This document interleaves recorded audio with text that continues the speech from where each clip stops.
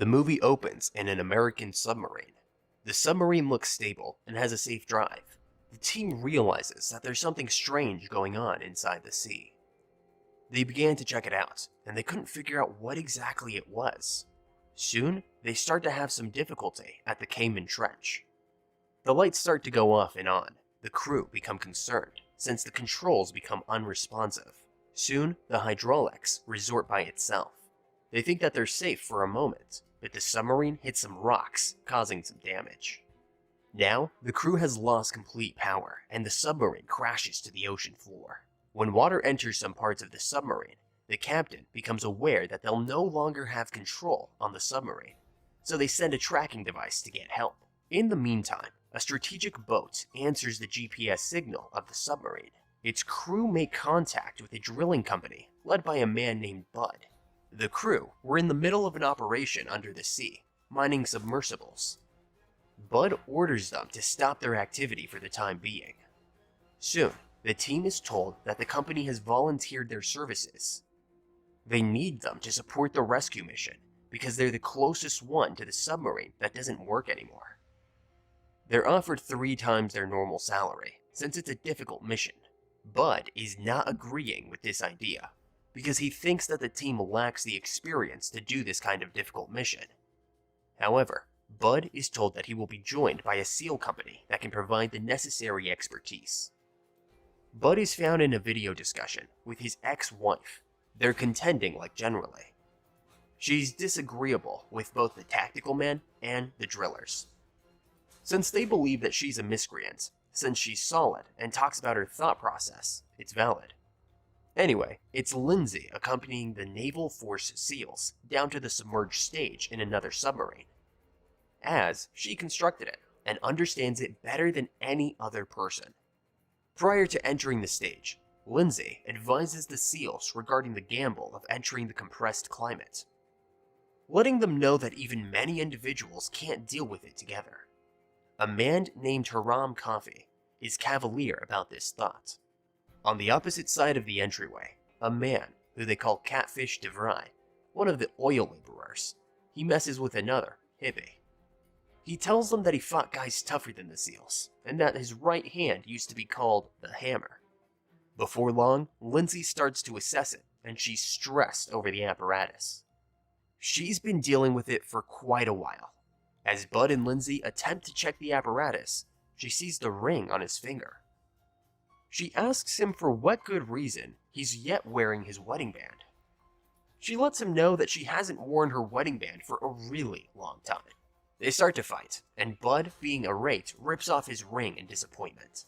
Before long, he thinks twice about it. However, at that point, returns it on, coloring his hand synthetic latrine blue all the while. In the interim, Coffee endeavors to assume command over the mission. However, Hippie is unfortunate to join because of the radiation spills. Coffee trains the oil laborers with no hint who will lead the activity. Regardless of Bud not concurring, the group is prepared to make a plunge in 15 minutes. Meanwhile, another more accommodating SEAL laborer shows Hippie and Catfish an exceptional submerged breathing innovation that is utilized while undertaking a truly profound jump. He attempts to check the innovation, utilizing Hippie's rodent, by dropping him into a little tap loaded up with liquid. The rodent can inhale inside the water, utilizing the liquid. This truly astonishes and shocks the oil folks that have never seen such sort of innovation. Next, the divers go through the wreckage of the submarine to look for survivors, supported by an ROV named Little Geek, controlled remotely by Hippie. Coffee soon reveals that the submarine is carrying a number of nuclear warheads with more power than that used in Hiroshima. Inside the sub, the drivers split up, with Bud being accompanied by the most sizable member of his team, Jammer. Having seen some crabs emerging from the mouths of the corpse, Jammer begins to panic. Bud tries to calm him down and advise him to stay still. Now, Bud is out of sight, and Jammer is checking the final chamber of the sub, and his light is flickering. In his visor, a strange pink creature appears before him. Jammer tries to leave the place, knocking his diving gear and losing consciousness. Lindsay catches a glimpse of a brightly colored being from her vantage point on another submersible. On the main platform, there's speculation in the news about Russian involvement in a submarine incident, and the sinking of a Russian vessel in a separate collision with an American one. Coffee and his team, without permission, take one of the submersibles back down to the sub and are busy trying to investigate the new thing that they discover. The impact of a looming hurricane is felt as one knight attempts to secure the rig using a submersible, while a crane aboard a Navy vessel collapses and plunges into the ocean, causing chaos on board. Then, it hits the seabed mere meters from the platform. It then rolls over the edge of a trench and begins to fall into the depth, tugging the platform towards the edge as it does so, causing chaos on board. The platform comes to rest in a precarious position, resulting in several crew members being killed in the flooding. Monk is among those injured. Hippie is, however, able to save his rat. The remaining members of the team try to repair what they can and hold on to the materials that they need. Lindsay encounters the alien species for the second time, deeming it to be friendly and inquisitive, rather than a threat. Lindsay wears a suit and heads to the sea, thinking that she'll collect some oxygen canisters. There, she meets the alien for the second time. Then, she gets the chance to touch and see the alien closely, which she describes as friendly, intelligent, and non-harmful.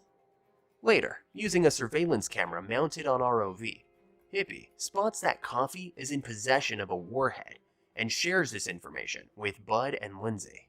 Lindsay goes to confront Coffee. One of the men grabs her, but Bud and his team support her. There's a brief standoff before the oil workers leave.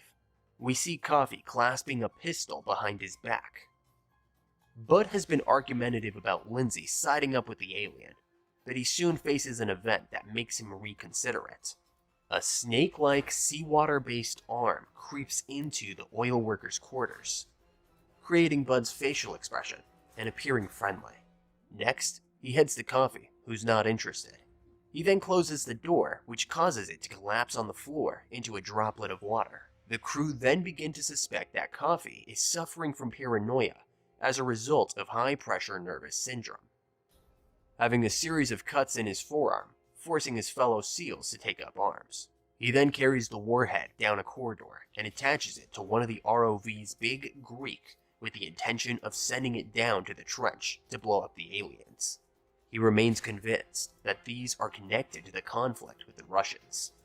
He's met with resistance from the oil workers, with Monks also questioning his decisions. Resistance from the oil workers and Monk questioning his decisions leads to a confrontation. Monk suggests make it to the minimum safe distance in the 3 hours that they'll have the weapon programmed to explode. As Coffee heads off, the workers he's imprisoned are freed by Jammer. Coffee has, however, jammed the door leading to the exit point. As a result, Bud and Catfish attempted to swim underneath, but they were unsuccessful in opening the doors. Bud heads to the moon pool and slips out of the water. He approaches Coffee from behind and takes a grab for his pistol. Coffee realizes this and attempts to stop him, but Monk has already removed the bullet. The two engage in hand-to-hand combat. Catfish knocks down Coffee using his famous hammer. But Coffee survives and makes a getaway in a submersible. Bud follows him. Bud is in a desperate situation as he tries to prevent the warhead from being launched. In the struggle, the ROV is freed, but falls to the depths. Bud is rescued by Lindsay, who's driving another underwater vehicle. A major tussle ensues, with the two submersibles continually crashing into one another. Coffee's vehicle is severely damaged and falls to the trench, killing its occupant. Lindsay's vehicle is also damaged, and water is gushing in, but Bud is unable to help her stop it. Lindsay begs Bud to get suited and swim her back down to the platform, knowing that she'll drown, but at least they'll have a chance of reviving her. In the next sequence, the other workers spot a wetsuit-clad Bud swimming through the water, holding Lindsay's body, and he desperately tries to revive her. Desperately trying, he's on the brink of giving up, when a pale and weakened Lindsay sputters back to life. Bud has saved her. It's at this point that the crew realizes that there's still time to disarm the missile tip that's now resting at the bottom of the trench. Bud volunteers for the mission and is kitted out with his special white suit and the same liquid previously demonstrated using Hippie's rat. He's dispatched on his journey, but loses power and is lost. When he arrives, he follows Monk's instructions to disarm the bomb successfully, despite poor visibility. However, he only has a few minutes of oxygen left to breathe, and it took him 30 minutes to make it there. Bud makes an impression on Lindsay, telling her he'll remain there some time, that he realized it was a one-way ticket, and that he cherishes her. Prior to dropping, he's welcomed by one of the brilliantly shaded nearby occupants, who connects a hand.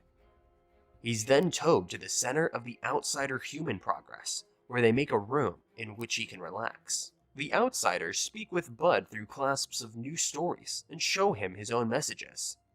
His altruism and love had given them new expectations.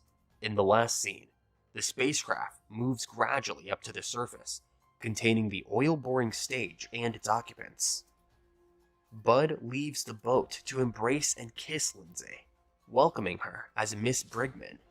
These occasions have saved the world and Bud's partners, as well as his marriage. Interesting. So we start off with a crazy guy that kind of just wants to nuke some aliens at the bottom of the ocean, and we end up with a love story. I want to hear what you guys thought about this movie. Let me know what you're thinking in the comment section below.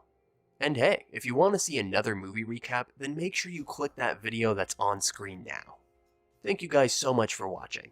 If you're a big fan of sci-fi action adventure movies, then make sure you subscribe to our channel for more movie recaps coming to your inbox soon. Thanks guys, I'll see you in the next video.